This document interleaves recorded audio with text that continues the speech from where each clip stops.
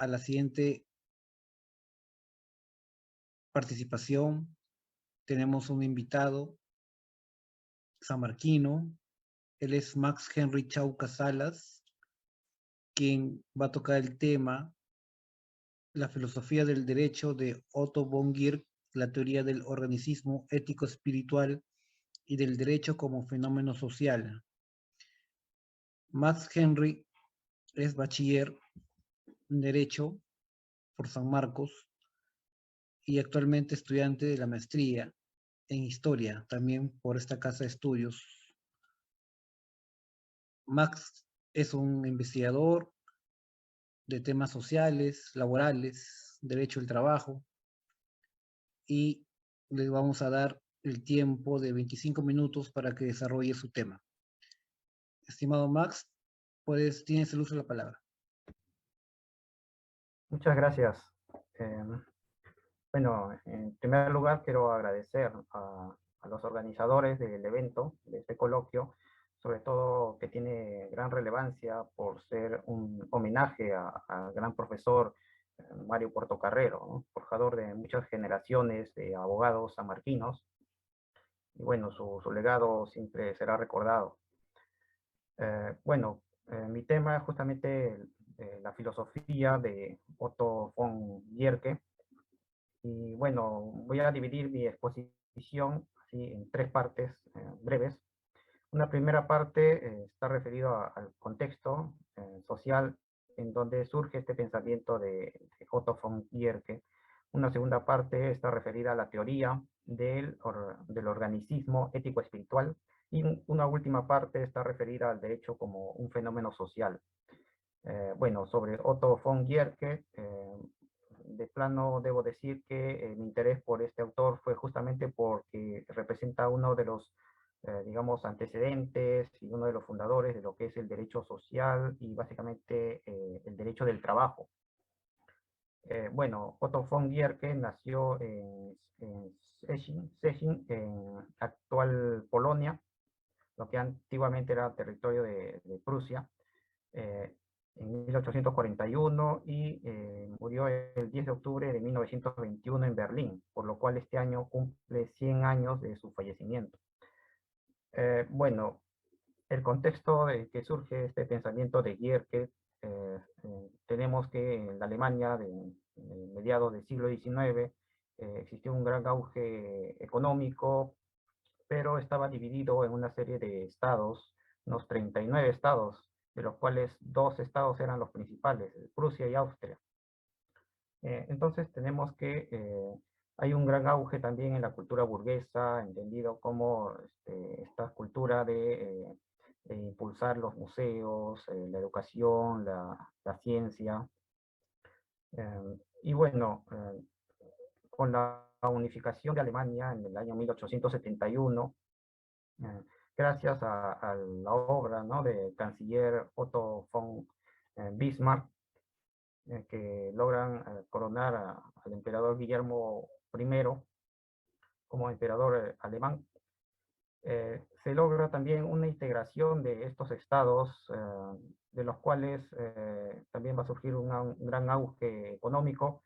Sin embargo, va a olvidar muchos aspectos, como es el caso de incluir a los católicos, ¿no?, a la religión católica, o incluir también a la clase trabajadora en este proyecto que se estaba creando. Entonces, a fines del siglo XIX surgen una serie de conflictos sociales por parte de los trabajadores contra las empresas, y todo esto va a ser recogido también en el pensamiento de Guercke. Vamos a ver que también en cuanto al derecho de esta época, va a estar dominado por lo que se llama la Escuela Histórica del Derecho, ¿no?, que surgió básicamente con la obra de Savigny, ¿no?, que él mismo creó este neologismo, la Rechtswissenschaft, en donde justamente trata de privilegiar, ¿no?, en el derecho una reafirmación del espíritu nacional de los pueblos, ¿no? Y también da una gran importancia al tema de las costumbres, al tema del espíritu popular alemán. Entonces, el propio Otto von Guericke va a elogiar muchos aspectos de esta escuela histórica del derecho, como es el caso de dar valor al derecho consuetudinario, como también dar importancia a que el derecho debe ser orgánico, ¿no? Debe crearse de manera orgánica y que no puede ser impuesto de manera artificial en una sociedad, como la crítica que hacía el propio Carl von Savigny.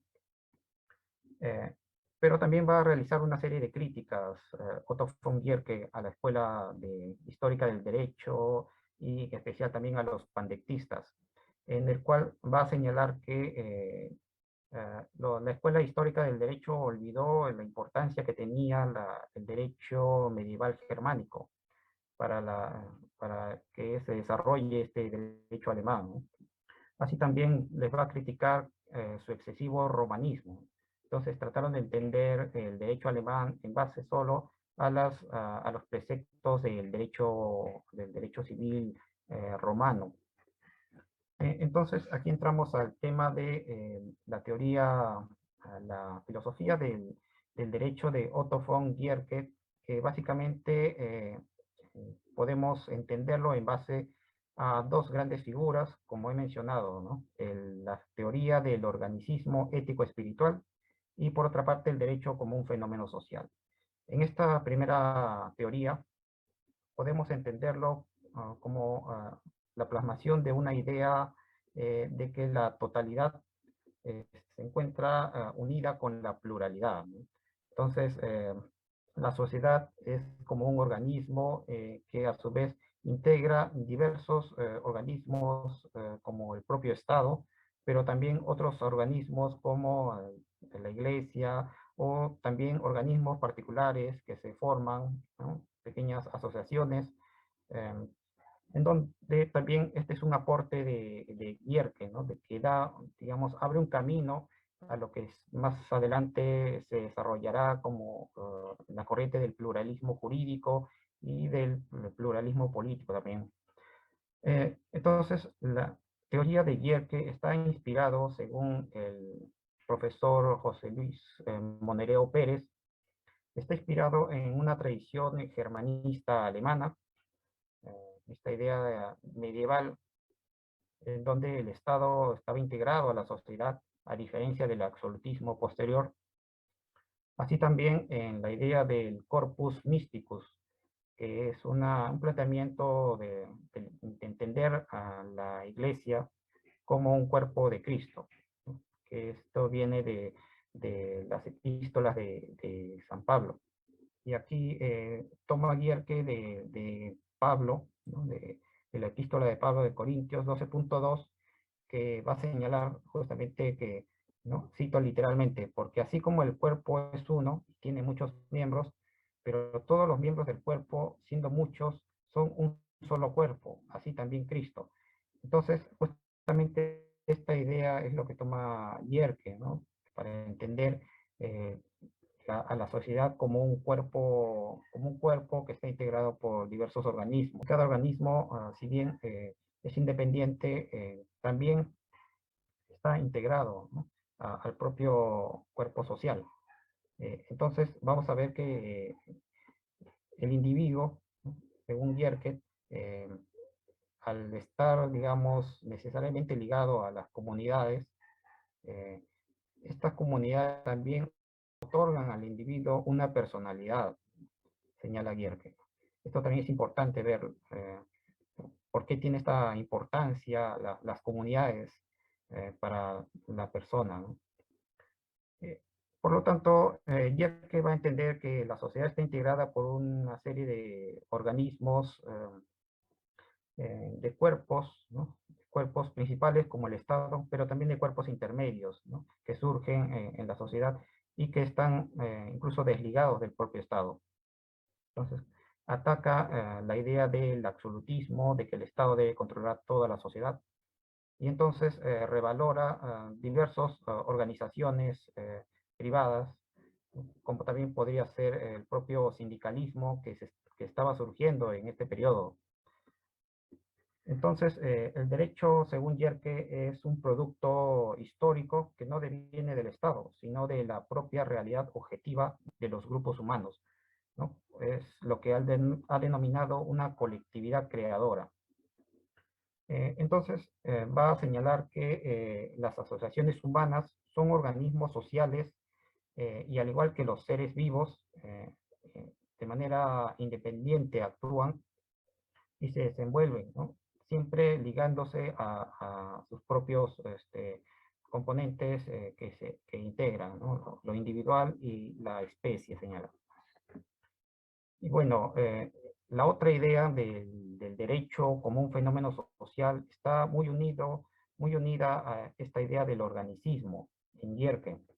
Eh, Esta idea del derecho social no es una idea simplista, como señala Gurbich, no es una idea simplista de entender que el derecho surge de la vida de la convivencia, ¿no? Y nada más, sino que en Yerke, esta concepción del derecho, si bien señala que el derecho surge de las comunidades humanas, estas comunidades humanas están entendidas como grupos que poseen características propias que van más allá de la simple acumulación de individualidades, ¿no?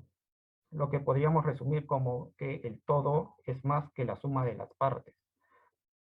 Y entonces el derecho tiene una función social, según Bierke, porque expresa el sustrato real de una comunidad histórica y posee una relación esencial con las demás funciones de esta comunidad por medio de lazos mutuos, ¿no? Entonces el derecho a regular estas asociaciones se convierte también históricamente en un derecho de carácter social, porque está a su vez dependiendo de otras organizaciones también que integran la sociedad. La fuente última de todo derecho es siempre la conciencia común, señala Gierke, y pertenece siempre a una realidad histórica social determinada. Entonces, Gierke va a liberar al derecho positivo de la dependencia del Estado y reconoce las totalidades inorganizadas como centros generadores de nuevo derecho. Pero para que sea una unidad jurídica es necesario que se presente como una unidad, como una comunidad organizada, ¿no? Entonces, Gurbich hace una crítica a Gierke en el sentido de este requisito, ¿no? Que sea una comunidad organizada, puesto que como que limita a las sociedades, a las asociaciones en su desenvolvimiento. El derecho debe evitar el abuso del poder, según Gierke, ¿no? Entonces, aquí hacía una crítica a esta aplicación del derecho puramente romanista, que se desliga digamos, de la propia realidad, ¿no? Y no ve el poder económico, el poder que tiene el individuo sobre otro, ¿no? La misión del derecho, según Gierke, es proteger al débil del fuerte y en beneficio de la comunidad contra el egoísmo del individuo. Entonces aquí surge esta idea del derecho social como un derecho intermedio entre el derecho público y el derecho privado. Entonces, el mismo que este derecho va a regular las relaciones de los individuos en las distintas asociaciones. La fuente principal de este derecho social sería el estatuto autónomo, que engendra un derecho objetivo y válido para el círculo que la concibe. Y un ejemplo paradigmático de esta autorregulación lo vamos a tener también en las empresas que se estaban creando en ese momento, en donde estaba integrado por trabajadores y por empleador, ¿no? Un empleador o varios empleadores. También, entonces, aquí Yerke va a tener una idea de la corporación como de la corporación alemana muy diferente a la idea de la corporación de carácter romanista. La idea de la corporación alemana va a estar referida básicamente a la integración de los grupos y de una gran capacidad de autoorganización.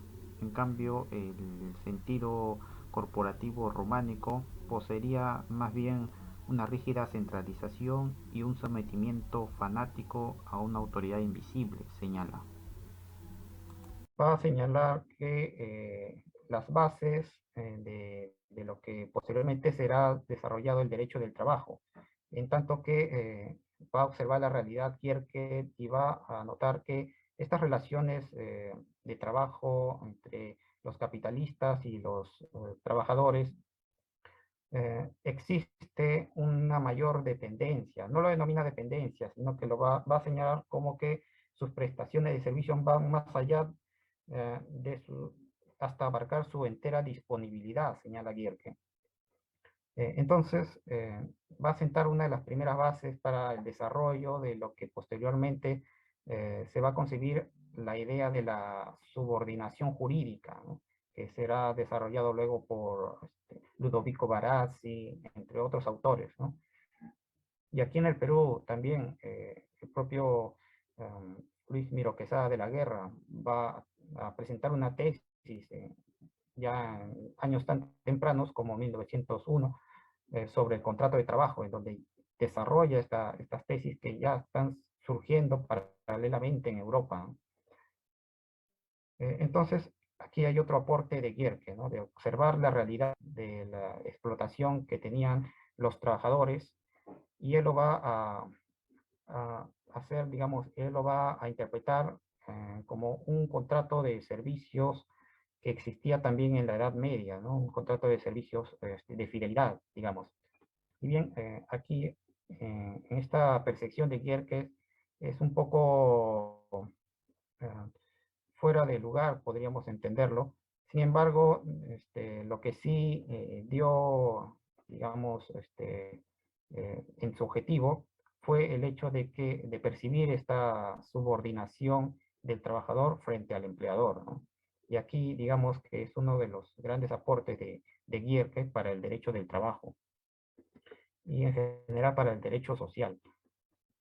Entonces, vamos a ver que Gierke, las ideas que desarrolla Gierke, las ideas filosóficas respecto del derecho, o no, un concebir esta desigualdad que hay en la propia realidad, ¿no? Eliminando las ideas romanistas fuertemente arraigadas en los pandectistas y básicamente de la escuela histórica del derecho, ¿no? Savigny, Friedrich Puchta, entre otros, y va a, digamos, a tener esta apertura, ¿no? En la mirada del derecho y observar que existe un nuevo derecho que surge no ya del romanismo solamente, sino también de la propia historia, ¿no? El derecho alemán medieval, que tiene mucha influencia, y también del derecho consuetudinario, el derecho popular, digamos, de las clases populares.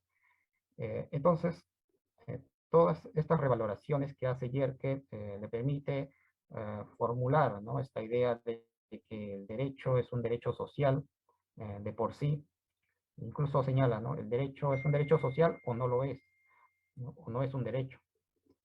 Entonces, aquí tenemos a un gran forjador de las ideas que posteriormente va a ser tomado muy en cuenta en el derecho del trabajo, ¿no? Básicamente, el tema de la subordinación, los orígenes de la subordinación jurídica, el tema también de